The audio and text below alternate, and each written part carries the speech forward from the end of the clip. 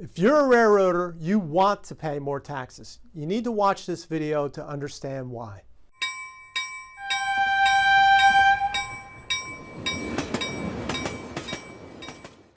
Welcome everyone to the Highball Advisors Railroad Retirement Whiteboard. My name is John McNamara of Highball Advisors, and today we're going to talk about fun subject, why railroaders want to pay more in taxes. Yeah, that's right, I said it, more in taxes.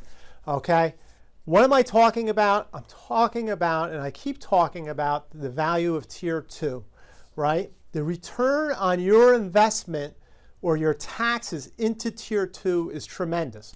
So I'm gonna demonstrate this or illustrate it to you so that you'll have a much better working knowledge of the Tier 2 system, right? So Tier 2, once again, we'll highlight it. It's a guaranteed retirement income stream, all right? The rate of return, I will demonstrate to you the kind of rates of return that you're going to talk about on paying into that system, right? It's a forced savings, right? You're mandated to pay into that because you're working for the railroad.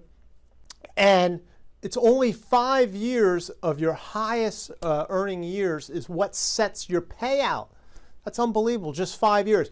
Tier 1 Social Security is 35 years. This is only 5 years, tremendous, right? And then finally, the railroad kicks in so much more. They kick in 13.1% versus your 4.9%.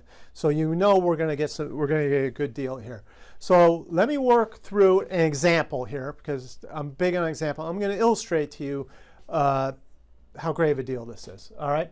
So I'm going to take a railroader and we'll just nice clean numbers. I know everybody's situation is different, but for the sake of this argument, let's just work a nice clean example. So we'll get somebody who started in 1990, they're 30 years old, right? Maybe they had a job before, now they're getting into the railroad at 30 years old, and they're retiring this year. So they're 60 years old, right? 30 years and 60 years old, okay? So what have they done? They've paid 4.9% of their salary up to the annual max every year, right? And so in 1990 when they started, the maximum amount was $38,100, and as you can see, throughout the years, it's now 30 years later, it's up to $102,300. So it had all these increases every year. In fact, there was a few years this rate actually went down to I think a 3.9 one time. I think there's a couple 4.4s, but for the most part in this exercise, let's use 4.9%. We'll make our numbers a lot easier. Okay, so we'll just assume also this guy or gal who's come into the railroad, you know, is maxed out every year, right? Not everybody maxes out every year, obviously, right? You come in, nobody's starting the railroad today, oh, I like to work for the railroad. I need $102,000 a year, right? No, so nobody's maxing out, right? But we'll say in this example, the person is maxed out, right? You only need 5 years to max out, as I said, but this person's maxed out for 30 years. Because I'm really trying to demonstrate the value here.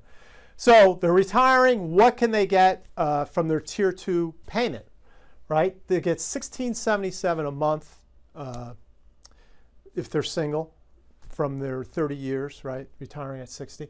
And with the spouse, they'll get $2,431 a month. Okay, that's great. So now what have they done over those 30 years, right? At 4.9%, they've paid $96,885 into the Railroad Retirement Board Tier 2 system. This is the total amount that they've paid over the 30 years. All right. So now, if they're single, right, this is my big thing, right? To replicate $1,677 a month, I need to replace that. I need to put a value on that, right? And the only way you can do that is through an immediate annuity. Right? So in order to get $1,677 a month, you need $383,000 you need to hand over to the insurance company, right? To give you that immediate annuity to create that retirement income stream of $1,677. So right away you can say, well, I've only paid $96,000 in, and I already have an asset, which is what this is, of $383,000.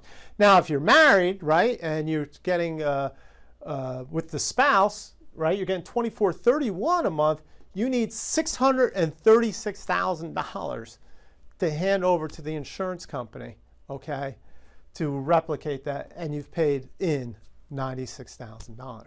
But you say, hey, John, you know what? Maybe I would have invested that money, right? So if you took that money, if you maxed it out every year, that 4.9%, okay, as a single person, you would have had a guaranteed return of 8.5%, all right? Or with a spouse, a guaranteed return of 11%. I don't know where you're going to get 8.5% risk-free every year, or with a spouse, 11% a year, right? For 30 years, risk-free. It's just tremendous. It's tremendous.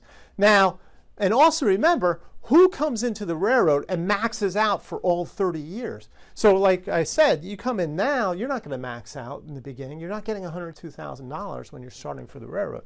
So in this case, I had somebody just max out, and they still did 8.5% and 11%.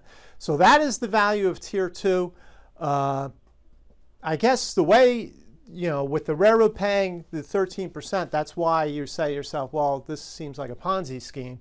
But as long as they keep contributing into it, it will be fine, and it's a tremendous system. I had a previous video where it said the system is good till 2075. So capitalize on this. It's a great deal. Tier 2, I keep talking about it. Look at these rates of returns. You want to pay more taxes at the end of this. So I hope you found this helpful. Share it with your friends and colleagues on the value of the Tier 2 annuity. Tremendous. Reach out to me. I have a free railroad retirement assessment for anybody who wants to understand how Tier 2 fits into their retirement plans. Sign up for that. That's a very good deal. Please subscribe to my YouTube channel. It's growing. I'd like to keep it growing.